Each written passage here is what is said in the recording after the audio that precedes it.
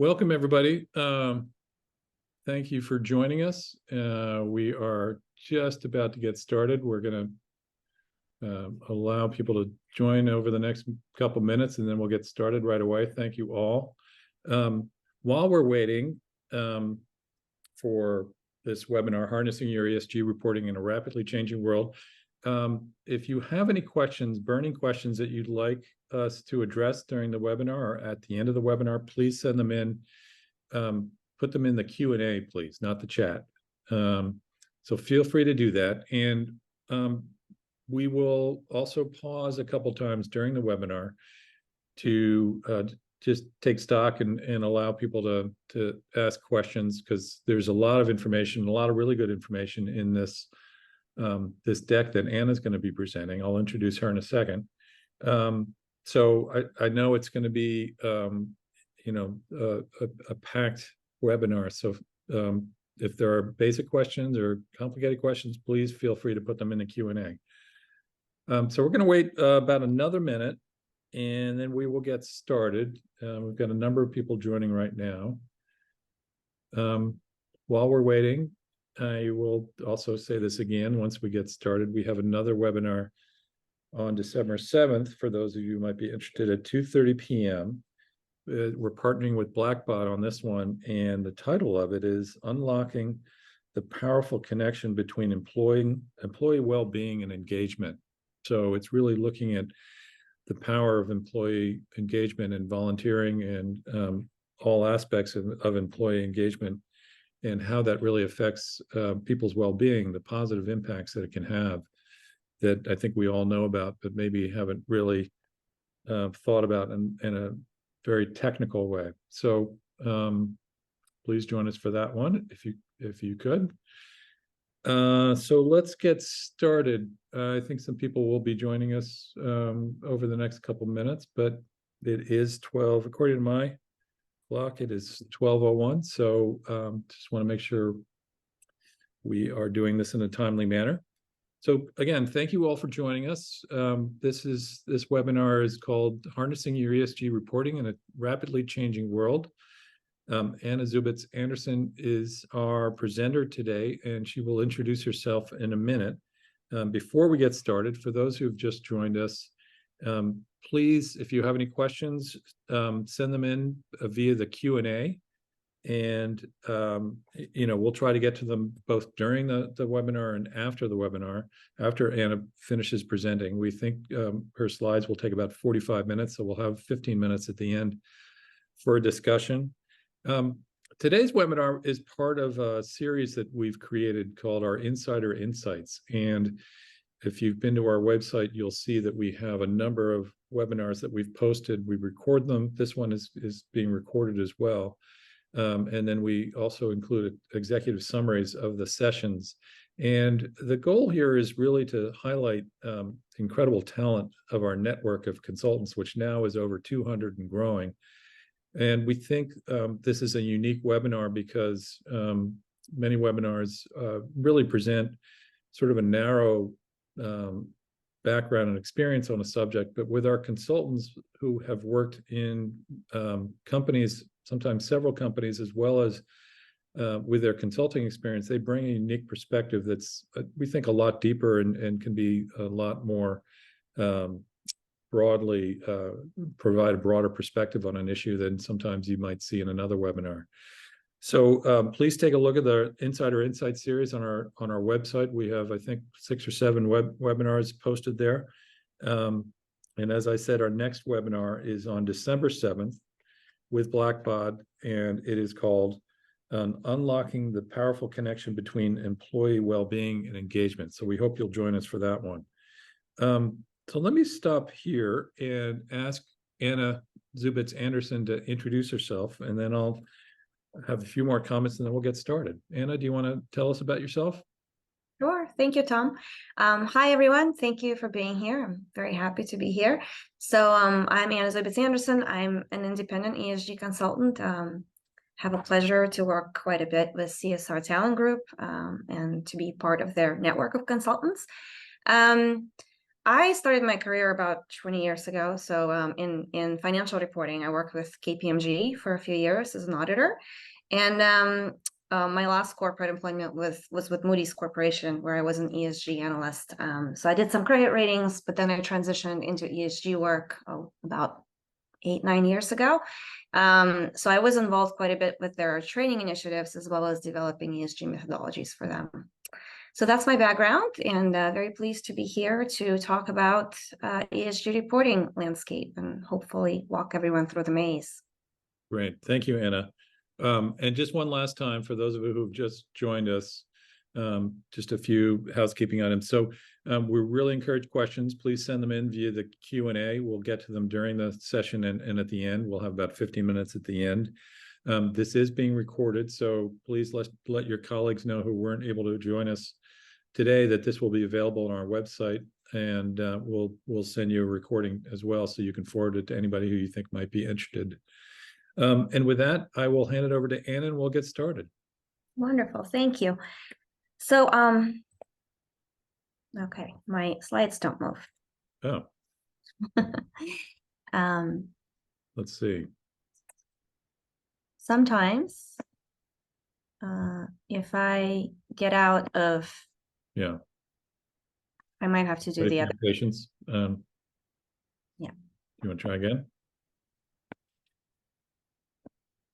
If it's okay, I'll stay this way, because then. Okay. Can you see the slides? Yep. Yeah, I feel like Zoom sometimes gets finicky when you do the full screen, but this way. Everybody will understand that. Yeah. Okay. So there's quite a bit of technical material in the slides. Some slides are pretty heavy with words, so I don't want people to get, overwhelmed or scared. I mean, these slides are going to be available after the session, so there's a lot of information in here. I'm going to try to keep it as brief and simple as I can, but these slides will be available after the webinar as a resource. So hopefully that's helpful. So I want to start with just an introduction to say that, sustainability reporting has been around for many years, right? We've been seeing it since the 90s. And what you can see on the slide is that the rate or the number of companies that are publishing sustainability reports have been growing quite rapidly. So these are the biggest companies that you see on the slides. And now, about 96% of largest companies are publishing sustainability reports. And hopefully what you can walk away with from this webinar is that these sustainability reports are really growing in terms of complexity and the data that's presented, and also consistency. And I think it's important to kind of remember that even if you're a company that's not publishing a sustainability report, these data requirements will kind of come and find you, right? So let's say if you're in a supply chain of a larger business that publishes the sustainability ESG data, they're going to need information from their supply chain.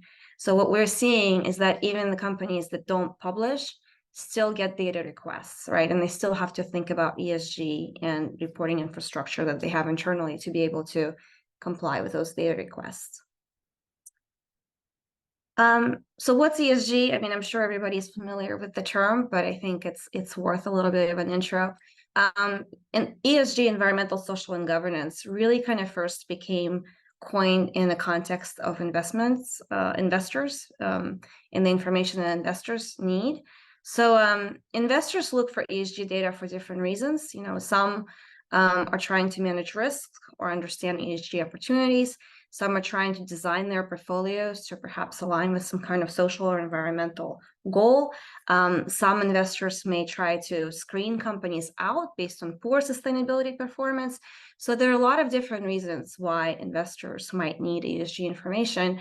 So ESG is really kind of a catch-all term for various factors and data points that users might look for to be able to evaluate company sustainability performance. So obviously E stands for environmental data, S for social data or data on social performance, and G is really governance, internal structure and practices and transparency that the company has. On this slide, what I really hope you walk away with is just kind of a sense for why ESG landscape has gotten so complicated. So as I just said, investors look to ESG information for a lot of different reasons. And part of the issue that ESG information does not just appeal to investors, right? There are a lot of different stakeholders that are concerned with ESG data and ESG performance of the company. Traditionally, with regular financial reports, we just looked at data that helps communicate financial performance of the company.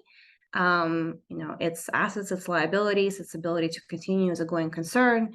And it was very focused. The reason that information was presented was because investors needed it to be able to understand financial performance of the business. With ESG, it's really a lot more broad and nebulous, right? We have a lot of different stakeholders, which you see at the bottom, that are concerned with ESG performance of companies, customers, suppliers, employees, investors, regulators, competitors, communities where businesses operate. And there are a lot of different factors that they may look at for a lot of different reasons along the E, S, and G columns, which is why that entire reporting infrastructure got so complicated. So I'll stop for a second, just see if there are any questions or concerns or any comments from anybody.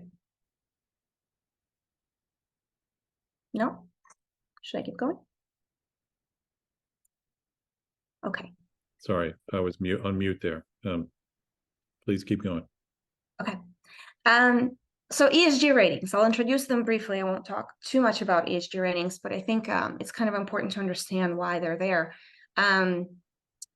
ESG ratings are really a service that came around from ratings providers to be able to help with this complexity that I just mentioned, right? We have a lot of different investors with different needs for why they're looking for ESG data. There's sort of a wild west of ESG reporting frameworks, a lot of different stakeholders, a lot of different ESG factors. How do we cut through it, right? So ESG ratings exist as a way to sort of collect that information and give a score to help investors compare different businesses in terms of ESG performance. So what's important to understand about ESG ratings is that they're really not all created equal, and they're really trying to do different things. They're trying to appeal to different users, right? So they don't correlate very well. So when we think about credit ratings, let's say Moody's and S&P credit ratings, we know that they correlate quite well. They try to measure one thing, which is credit worthiness of a business. So their correlation with each other, it's like 99%. ESG ratings are not like that. Their correlation is closer to 50, right? So you could feasibly have a business that has a really good ESG rating from one provider and a bad ESG rating from another. And that's because they're really looking at different factors. They're weighing them differently, partly because there's a lot of different data out there, but partly because they're trying to appeal to different users. So with ESG ratings, I kind of like to think of it as 3 different categories. We have some ESG ratings that are really focused on financial materiality, right? So they're really appealing, they're more traditionally minded, they're trying to help investors understand risk from ESG perspective. So they're not looking so much at impact. They're looking at risks that companies are facing as a result of ESG factors. So some examples you see right here is S&P CSA rating.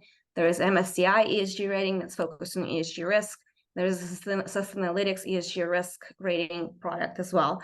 And then we have ESG ratings that are really kind of focused more on dual materiality perspective and on impact. So they go beyond financial materiality and they ask a question of which companies are better performers in terms of sustainability, which companies have less harmful impact on the environment and society and contribute more to sustainable development goals and well-being overall, well-being of the society overall, and so on.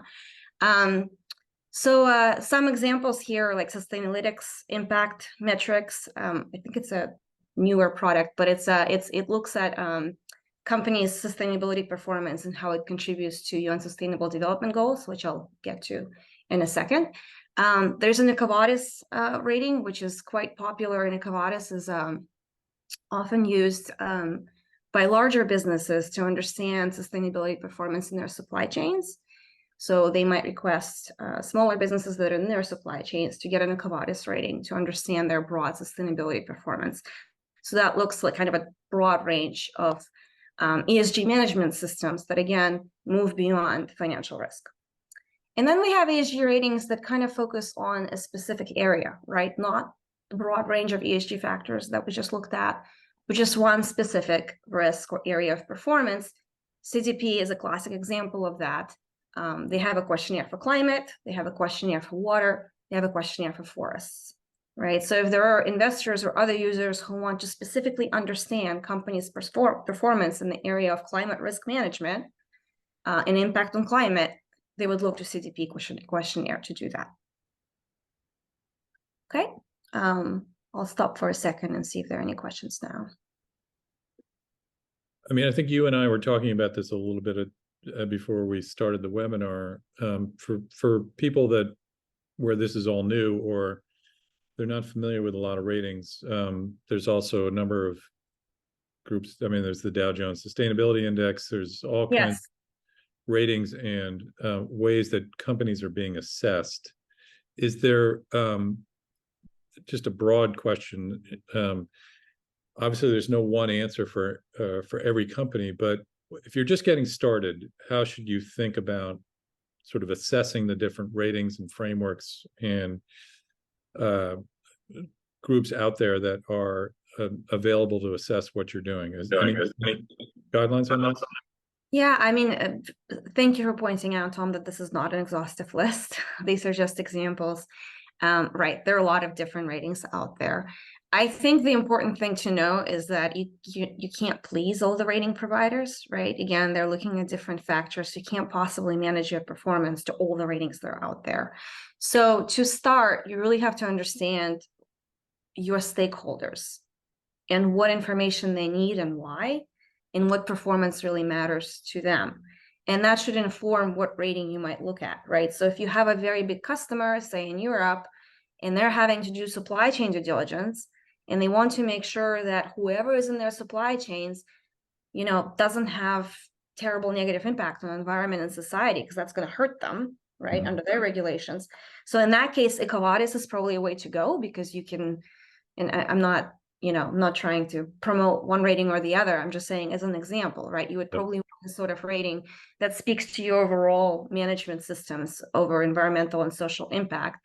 But then if it's maybe, you know, investors that you're trying to appeal to who are trying to understand ESG risk, then maybe it's one of the other ratings that you should look at, which are specifically focused on ESG risks and specifically focused on financial performance. So I think a company to start needs to engage their stakeholders and understand where that pool for ESG data is actually coming from. Yeah. And then think of the ESG ratings landscape from that perspective.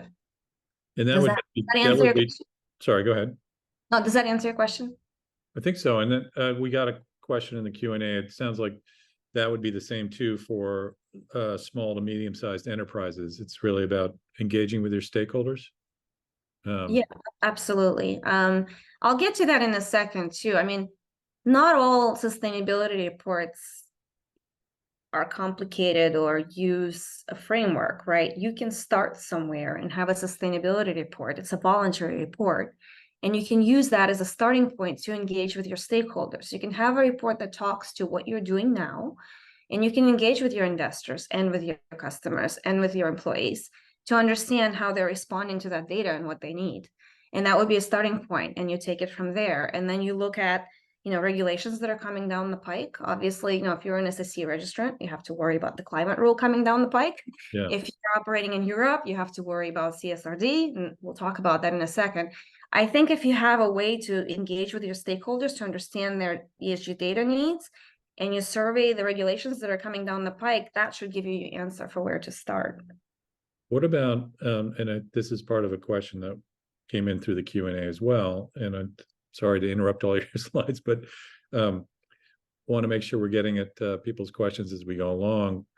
This person said, any views on the Guardian article, how to solve this in your view, and how to compare, for example, the classic rating agencies moving into ESG, Sustainalytics, registries, Silvera, et cetera, et cetera. So I guess the question is really about, you know, there are different rating agencies that are doing some of the same things.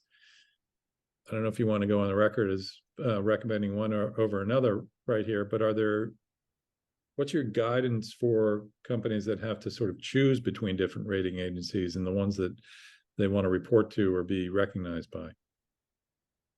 And it's really tough to recommend one rating over another.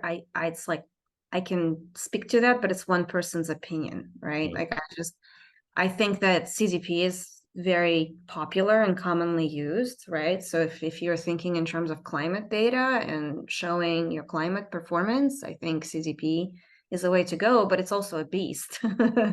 It's right.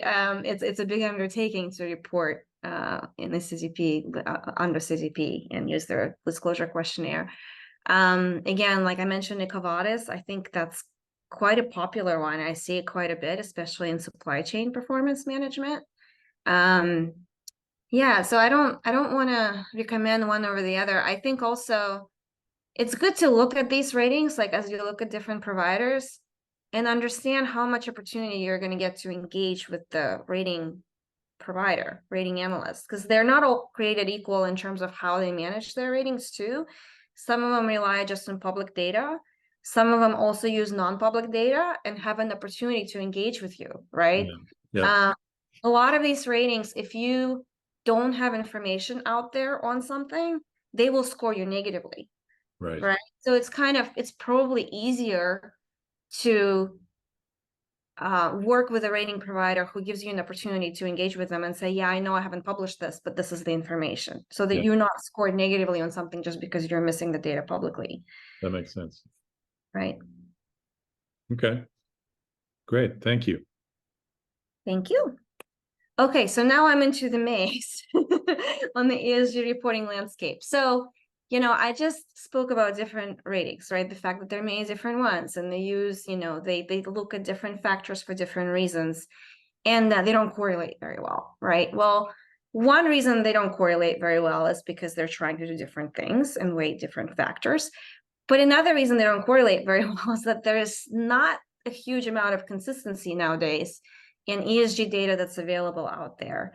And what you see on the slide is really kind of where we are today in terms of different regulators and different not-for-profit agencies trying to step in and help out with that, right? Create frameworks for ESG reporting to promote consistency in the marketplace for what ESG data we have.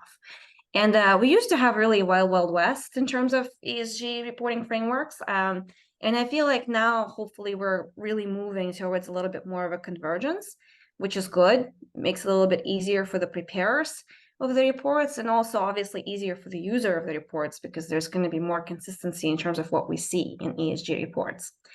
To kind of make this very complex landscape easy, a little bit simpler, I like to think of it in terms of like 3 buckets and 2 axes that you see here on the slide.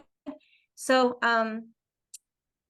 reporting frameworks differ in terms of whether or not they're focusing on financial information, like about ESG financial risk, or they're looking for broad ESG impact, what we would call dual materiality. So not just what's financially material, but what's material to stakeholders because of the impact the company is having on them.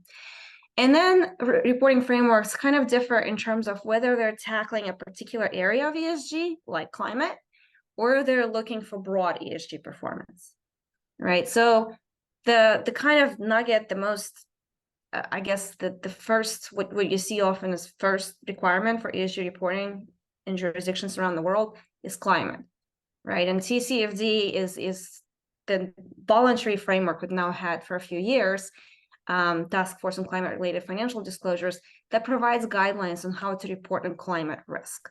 And this is where we're talking about financial risk that stems from climate change, whether it's physical climate risk or transition risk related to policies. So the SEC climate rule that's coming down the pike, that's kind of in this territory where it focuses specifically on climate, specifically on financial risk.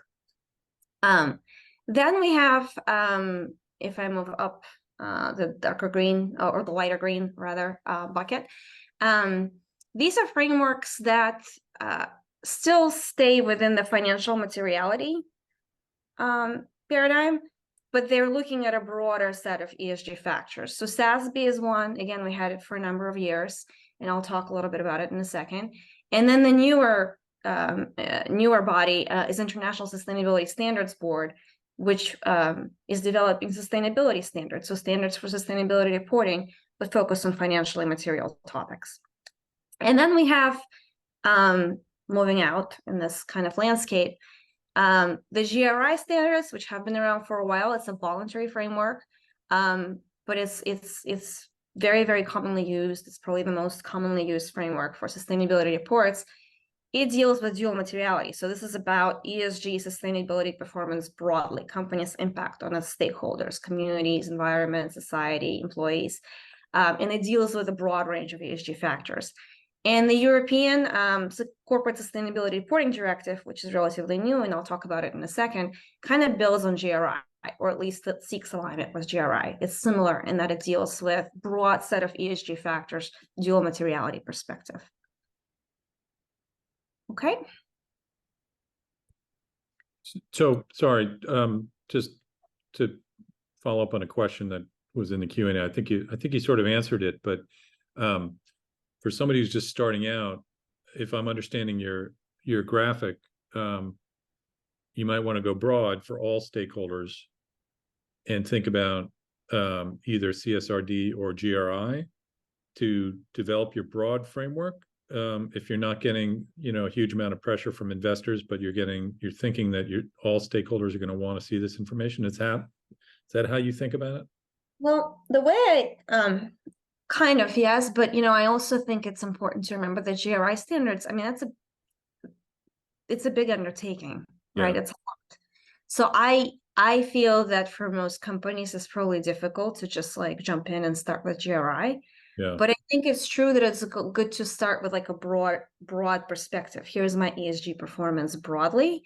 It's just good to remember that if you're publishing a voluntary sustainability report, you don't have to use a framework. You can start with something a little bit more freewheeling and build from there. That's my view. I don't know. I mean, I know some people don't share that view, but I think it's difficult. It's hard to go from 0 to 100. Yeah. Right? I think it's very difficult, especially for a smaller business that doesn't have a CSR department, to just jump out and do a GRI report. But I think you can start with something that speaks to broad ESG without claiming compliance with a framework and use that as a starting point for a dialogue. And actually, I was going to talk about that a little bit on my next slide, like how I see companies do that.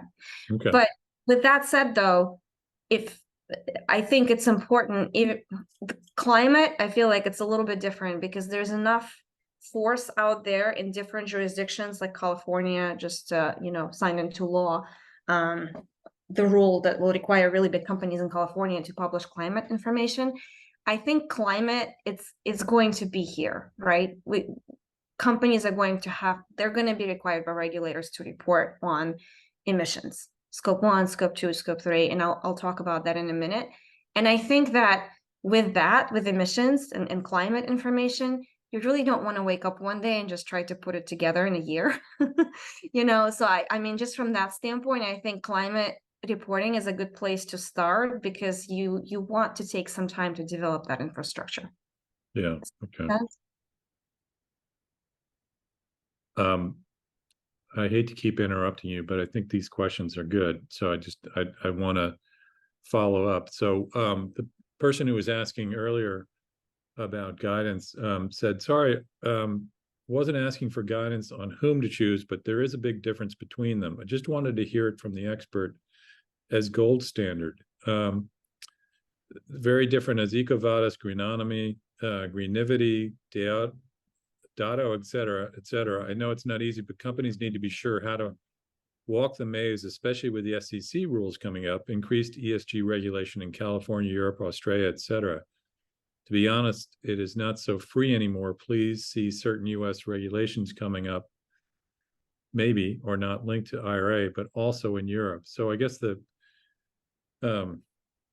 maybe as you go through this, we can talk a little bit about some of the other less well-known standards, some of the ones that you haven't talked about, but what you think is really the gold standard. So for standards, for sure. Yeah, I think the ones that you see, and I'll go through all the standards that are on the slide, right? I'll give you an introduction for what they are. I think these right here are the gold standard Yeah. for reporting frameworks. As far as ratings are different from frameworks, right? Reporting frameworks, these are frameworks that you would use to prepare your report. They would provide you with the guidelines as to what to discuss in the report and what metrics to measure and so on. Ratings are going to use that data to come up with some kind of score for your company. It's hard to give recommendation on what rating you should use. Yeah. The ones that I had in the slide previously, I think are the ones that, from my perspective, like they're the ones that are most commonly seen, but I don't want to, I mean, I could have left somebody out, right? There's so Yeah. many. Fair enough. Okay, that's good. Okay, so I want to talk a little bit about sustainable development goals, just because like we're talking about frameworks, and I just said, look, when you start out and you publish a voluntary sustainability report, you don't have to use a framework right away. So, okay, if you don't use a framework, what do you do? And what we see companies do quite a bit is do like UN Sustainable Development Goals alignment. So it's just a way to structure the information that you're presenting in your first sustainability ESG report. So sustainable development goals, and I imagine a lot of people are familiar, but I'll just introduce them real quick. So in 2015, they were adopted by the UN member nations as 17 most pressing issues, environmental and social, that we need to work on to achieve sustainable development agenda by 2030. Right. So this is kind of the goals we want to focus on as the global community to have a more equitable, sustainable world. So there are 17. I'm not going to read through all of them.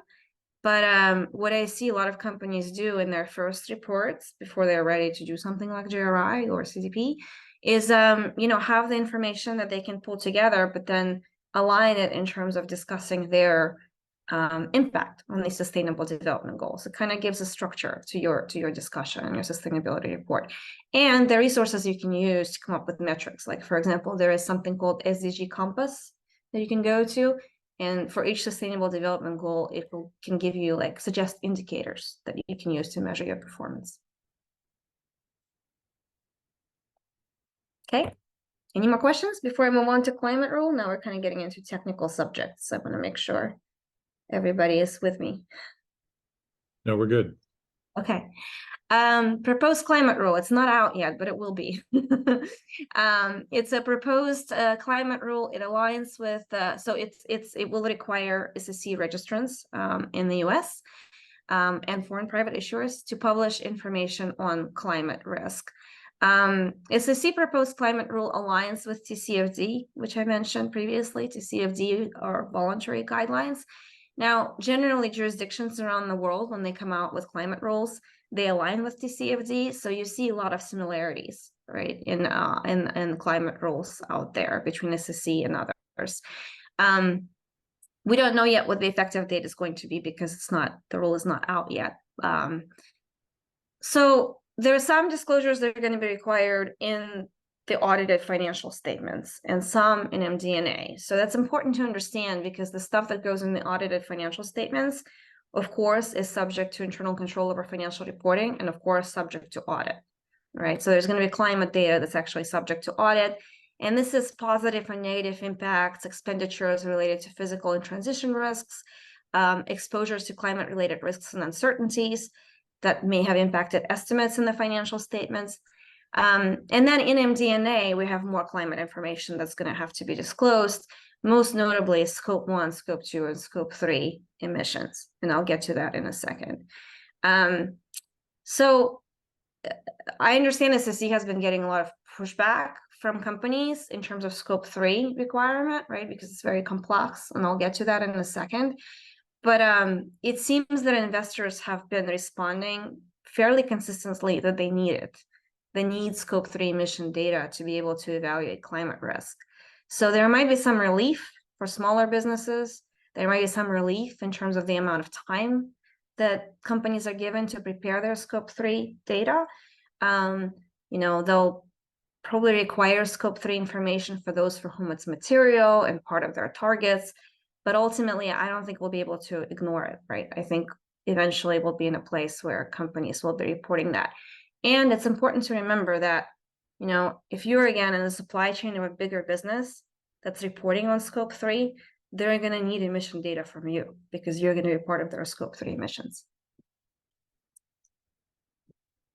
Okay, so I started talking a little bit about it, so I'll just dive into a little bit more detail on what Scope 1, Scope 2, and Scope 3 emissions are. With climate rules around the world, very typical requirement, right, for companies to report on these. So this is reporting on greenhouse gases. These are the 7 gases that were identified in Kyoto Protocol as those that contribute the most to global warming. So it's not just the carbon dioxide, not just CO2, it's the others as well. And so companies report in terms of CO2 equivalents, right? So we actually measure all of these different gases and then we convert them into CO2 equivalents for consistency purposes. And there are direct emissions and then there are indirect emissions. So direct emissions are those that come from company controlled assets. So most typically, if you have a natural gas powered boiler in the factory, then whatever that boiler emits from burning natural gas, that's combustion, that's direct emissions, combustion related. If company controls vehicles, right? So diesel gas that's burned in those vehicles, those emissions are direct Scope 1 emissions. The other ones, Scope 2 and Scope 3, are indirect. So they're not occurring from company-controlled assets, but they're indirectly caused by companies' activities. So Scope 2 is the one that's easiest to understand, and that's purchased power, right? So most classically, it's purchased electricity.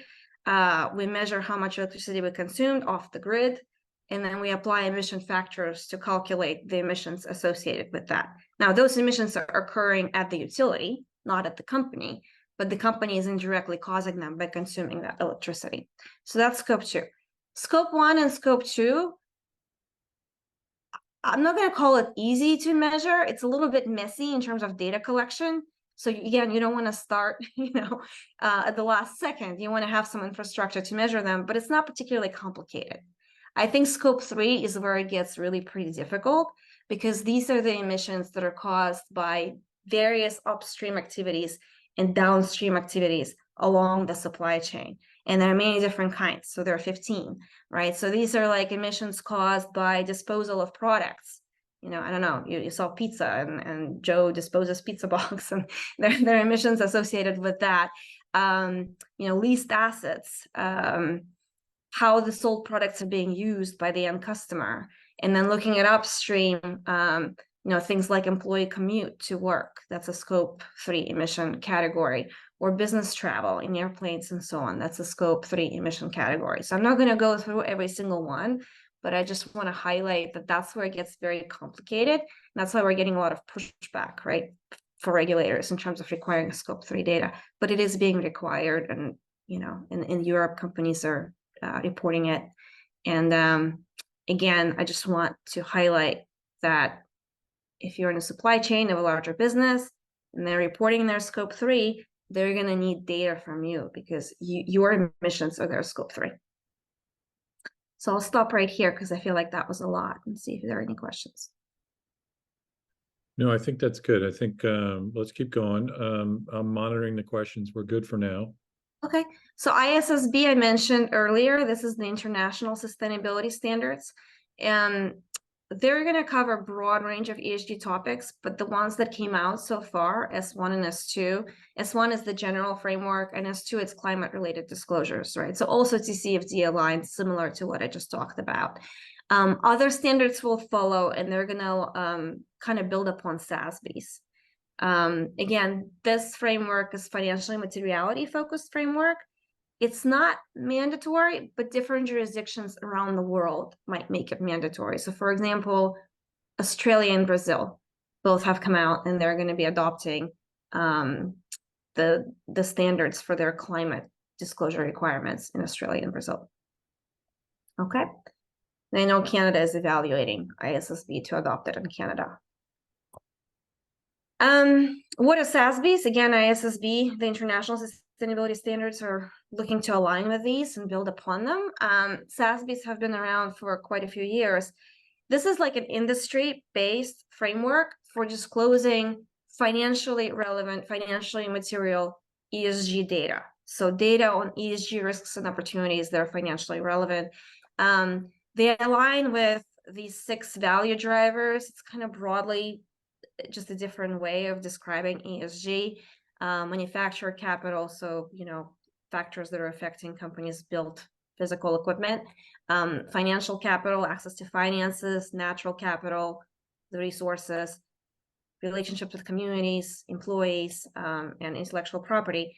The idea is that in different industries, these are not all created equal, and different industries have different reliance on these value drivers, or they're relevant to different industries in different proportions. So you see that on the right of the slide, just an example that for different industry frameworks, you would have more lean towards some factors versus others. Okay, moving on to GRI. Again, in that original slide that I showed you, this is the kind of more expansive framework that concerns companies' broad ESG sustainability performance. So it goes beyond financial materiality and looks at the impact that companies having on environment and society more broadly. GRI is the most popular framework as far as voluntary standards go, has been around for quite a while. And you have universal standards, GRI 1, 2, and 3, that all companies have to adopt. And this is just broad guidelines on discussing the business model, the overall impact, which issues are material to the business. And these are overall guidelines on how to make sure that your GRI disclosures are not misleading, right? So there are things like, okay, it has to be balanced. If you discuss positive things, you have to discuss negative things as well.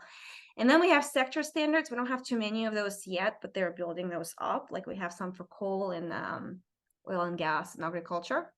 So if you're in those sectors, you would have to use a sector standard as well. And then there are topical standards. So you don't have to apply all of them under GRI. You have to figure out which topics are material for your business in terms of material to your stakeholders, material in terms of your impact on the environment and the society. And then you have to use those specific topical standards. There are 200s, which have to do with economic impact. There are 300s that have to do with environmental impact. And then there are 400s that have to do with social impact. That's GRI. Again, voluntary, most popular framework for broad ESG overview. Enter CSRD. This is not a voluntary framework. This is a required framework that is now applying to European companies, as well as certain non-European companies that have operations in Europe. And I'll get to that in a second. So we have first set of standards already published. There are more coming down the pike. This one is looking to align broadly with GRI. So for companies that are already reporting under GRI standards, this transition will be much easier than for those that don't. So going back to the question, how do I choose my framework, right? I mean, if a company is operating in Europe and you know that this is coming down the pike and you have to comply with CSRD, GRI is probably a good place to start because you know that it's going to be pretty similar. European companies for quite a while have already had to disclose ESG information under the Non-Financial Reporting Directive, NFRD. I think all I'm going to say is that this is, infinitely more expansive than what NFRD required companies to disclose. I'm not going to chew too much through the slide, but this is just, you can refer to it after the webinar. It's a graphic and rules to show you who is in scope and who is not. I think briefly, if companies are in Europe, they're going to be in scope of CSRD unless they're really quite small. And then for non-EU parents or non-EU companies, it's those businesses that have more than 150 million euros in sales in Europe, in the EU, and also have some kind of physical presence in the EU, like a branch or a sub. Then those companies are going to have to comply with CSRD as well. So important carry away here is that even if you're not a European business, CSRD might apply to you. And if you're in a supply chain of a company that's going to be subject to CSRD, it's important to pay attention to that because as they apply those requirements, they're going to need data from you. Okay.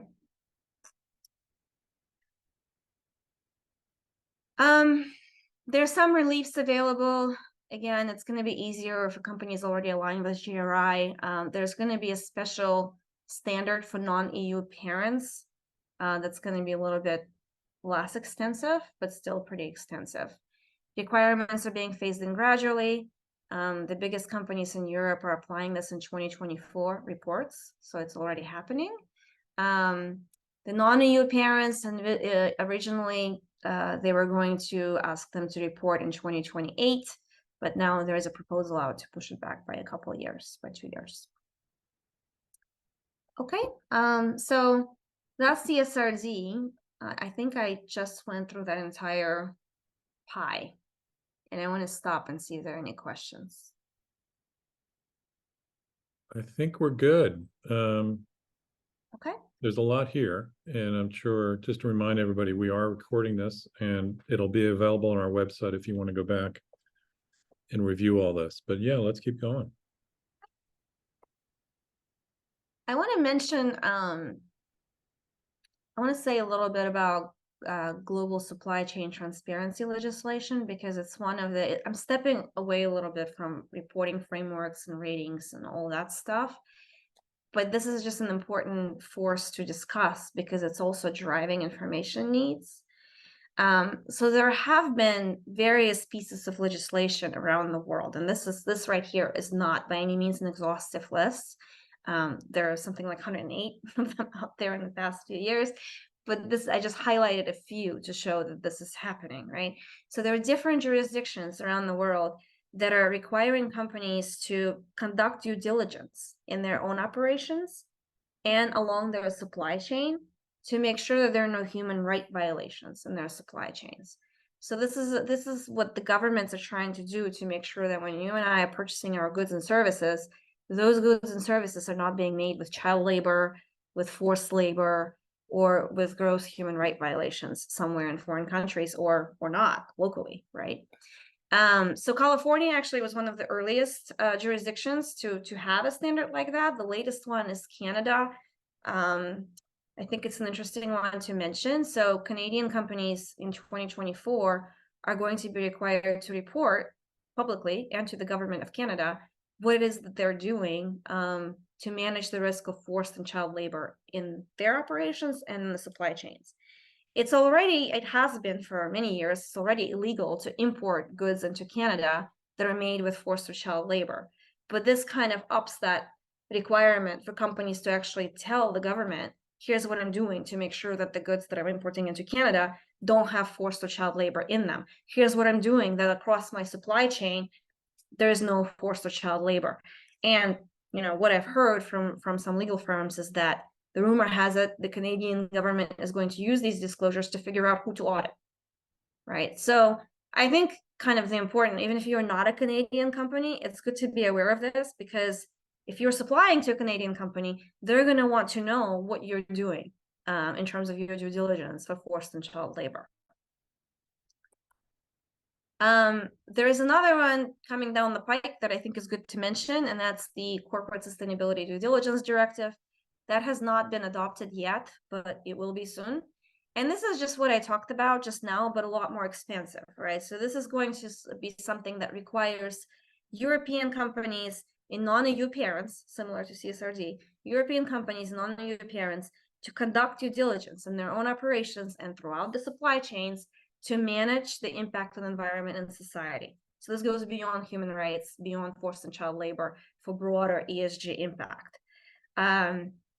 So again, that just means that as that comes down the pike, if companies are smaller in the US and they're supplying to European larger businesses, those businesses are going to be choosing suppliers who are managing their ESG performance, because they're going to have to conduct that due diligence, and they're going to have to ask for that information, and they're going to have to manage their risk by choosing suppliers that perform better in terms of sustainability, and they're going to likely conduct supply chain audits and ask for data and so on and so forth.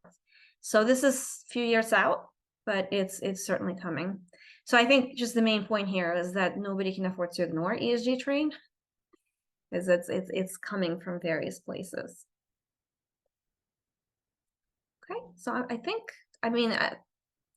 this slide speaks to how do we, like, that was the question that was asked earlier. Okay, how do I work through this? Okay, now you told us all these different pieces of landscape and reporting frameworks and ESG ratings and all this data. Where do we start, right? this is kind of a cycle or a process that I like to go through as a consultant, but I think you'll see this pretty commonly with other consulting firms. I think this is pretty typical. We start out with management awareness, something like this, right? We want to make sure everybody's on the same page as to why they care about ESG and who the stakeholders are and where we're going. We do stakeholder engagement, very important, understand what the data needs are and why, and what regulations are coming down the pike. Based on that, we do materiality assessment. So which ESG factors are most important and why? Like, what do we want to measure and manage and why? Who cares about these factors and why do they care? Based on that, we would select the reporting frameworks that fit what we need in terms of our material factors and our stakeholders and their informational needs. We collect the data, we report the data, and we use that report to start the cycle again. So with that, I think I actually managed to get through all of the slides and open for questions. Nicely done. Thank you. So I think one of the key questions that people might have, you were just sort of tackling with your process there. I coincidentally had breakfast with somebody who has a company that helps companies with materiality assessments, and we were talking about how there seem to be two types of companies now. Ones that where the leadership is understanding that this is coming down the pike or it's already here, versus management that is putting it off, especially in this climate of, anti-ESG, backlash from different parties. I'm just curious, when you go into a company, or do you have any advice for people in companies where they may be the only CSR person or ESG person in the company, or they may have a small staff, they don't have a lot of influence, and they're having a hard time convincing their management that they need to go through this process. Obviously, a lot of the slides that you presented could help convince them, just to say, look, these are laws or regulations coming down the pike. But any other thoughts about how to help somebody get the process moving, and and how to begin the process if management's maybe not 100% on board or 100% supportive? Yeah, I think the conversation, it's good to center it around risk management to start, right? There is nothing woke about risk management. Yeah. I mean, and so it's ESG as a term kind of is getting this bad rep, but I feel like it's very misguided. I mean, this is everything that I've talked about today. It's about risk management, right? Yeah. It's just, it's about regulations happening around the world and bigger companies trying to respond to those. Investors need data because they're trying to manage their own risk, and their informational needs that companies need to respond to as a result. So I think it's very important to understand where those risks are coming from, right?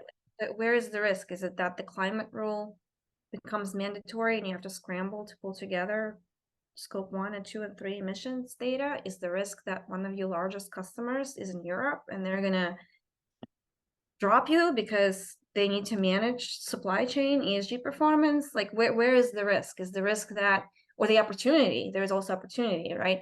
Is there an opportunity to access green funding? Maybe that's what's key. Maybe you're trying to retain the best employees and they care about this. So I think framing the conversation around ESG risk and why this is needed in terms of risk management, I think that gets people's attention. So there's an engagement process with senior management and key leaders in the company, and I guess sort of an educational process too, as to what ESG is. And we just had a consultant do sort of an ESG 101 for one company, where their parent company in France was moving very quickly because they were in Europe, but in the United States, there was very little activity. But there was a lot of interest by, with the people around the table. And I'm curious too about the, starting the data collection process and the metrics that, are most important. Obviously, there's so many different types of data that needs to be collected. Any thoughts on how to prioritize that data collection or certain issue areas? I know you talked about climate obviously being a key issue for a lot of companies, no matter what type of company they are, but other sort of issues that you think companies should be prioritizing as they look at their data collection? Yeah, so what you see on the right of the slide is like a materiality map. Yeah, It's a pretty classic one too that you see in sustainability reports. So you think of the different ESG issues that you're facing, different factors, and you think about their financial materiality. How do they impact the business? And then you think in terms of how significant they're to various stakeholders. Maybe they're less financially material to the business, but maybe they're very significant to employees and communities and so on. And you map these issues out. And I would suggest just starting in that far right corner, right? And kind of working your way down. sure. Yeah, that keeps it manageable. You can say, well, like here you have 9 quadrants, right? And you could just say, well, you know what, to start with, I'm just going to take that upper right quadrant because it's very material to me and very material to my stakeholders, and I'm going to measure that first. Well, we can't measure, we can't manage, right? So that's the data you would start with because you can manage it, and obviously your stakeholders care about it. And I mentioned SDG Compass earlier. I think if you're not using any particular framework to figure out the metrics, that's a good place to go because you can like choose different sustainable development goals and it suggests indicators to you. And it's good to, just early on, it's good to align your ESG metrics that you're choosing with frameworks out there. Yeah. Even if you're not officially claiming I'm complying with GRI, I mean, obviously it's going to be easier if your metrics are similar to what other companies are doing. Got another question here. It's actually a two-parter. And the first part is how often do you recommend a company refresh their materiality assessment? And just for this person, we did do a materiality assessment webinar, I guess about 9 months ago, and that question came up. And I was actually talking about it with somebody this morning too. A lot of companies do it every 2 or 3 years, and it seems like there's a need to do it more often, especially since there's so many things happening in society today that might impact that assessment. Do you have any thoughts about that? Yeah, I think once a year. I Yeah, really think once a year because of regulations, right? So for example, like this company you see right here is a Canadian business. right. Well, that rule that I told you about in Canada about managing forced and child labor risk, well, that changes that factor in terms of how material it is, right? Yeah, So I think every year at least because the landscape changes quickly. And a lot of the risk does come from regulators. So I think every year you would want to scan the yeah. new regulations out there to make sure that doesn't move your factors. And we're seeing a lot of new tools and software being developed to help make the materiality assessment process easier. We're actually going to do a session on that in the near future. The second part of the question, and we just have a few minutes left, is what frame, if any, have you seen used for a non-financial report for B Corp? I'd have I to put you go. on the spot there. Yeah, I'd have to go look that up. I'd have to go look and come back Yeah. on that. Okay. Well, listen, Anna, this has been terrific. We just have a minute or two left. I'm just checking the Q&A here to see if there's any other final questions, but I think we're good. That was amazing. So much information, so much deep information. I'm sure many of you are busily taking notes. We will send out a link to the webinar once we get it posted to all of you who attended and those of you who signed up who weren't able to make it. So feel free to forward it to anybody in your network who you think might be interested, which I would imagine would be a lot of people. And as I mentioned, we have another webinar coming up on December 7th at 2:30, and it's about the connection between employee engagement and employee well-being. So that'll be a good one. That's with Blackbaud. Any final comments, Anna? Any sort of last tips or recommendations or thoughts to leave the audience with? I think it's just don't delay because as a consultant, I work with this ESG data collection. It can be surprisingly messy. Yeah. It's like you really don't want to start in the year that it's mandatory or your customer asks for it. Yeah. It's just hard because You have to remember too that these larger businesses, they have had CSR departments for however many years, right? They've been already chewing on this for many years. Yeah. So if you're a smaller business, you don't have a CSR department, you've never looked at this data before, and they ask you for something like scope 1, scope 2, and scope 3. It's hard, right? To go through all your different departments and collect what you need and put it together and make sure that it's right. I don't think you want to start last minute. I think it's good. Yeah. To start. Now is the time. Yeah, just get started, even if it's small steps. That makes total sense. Well, thank you everybody for joining us today. Thank you, Anna. That was fantastic. And if anybody wants to follow up with us, if you have any additional questions, I can make sure we get them to Anna. Please keep in touch, everybody. And thanks again for joining us. Take care. Thank you, everyone. Bye-bye. Thank you.